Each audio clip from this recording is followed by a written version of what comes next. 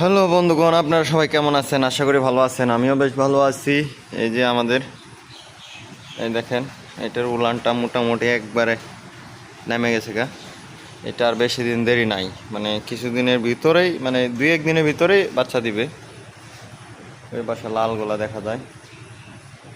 আর আজকে কিন্তু অনেক কাজের প্রেশার গেছে। এই যে সাইলেস নিয়ে আসছি, এটা হলো ভুট্টা গাছটারে হলো গা আপনার কচি থাকতে, ভুট্টাগুলো কচি থাকতে, দুধ থাকতে হলো গা ওরা ওই গাছটা কাটার পরে তো ওটা মেশিন দিয়ে ভাঙায়া তারপরে ফার্মেশন করে। এটা পড়ায় আপনার 6 মাস 1 বছর রাখা যায়, এভাবে বস্তাজাত করিয়া এভাবে রাখা যায়।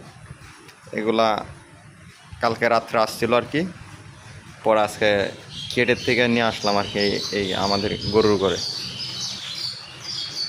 আমাদের ব্রিজে তো লোক বড় গাড়ি ঢুকে না, মানে ভিতরে, এর জন্য মানে গেটের থেকে নেওয়া আসা হয়েছে। আর এই যে দেখেন এই গরু, এখানে 4টাই হলো গা বাচ্চা দিবে, এর জন্য আলাদা করা।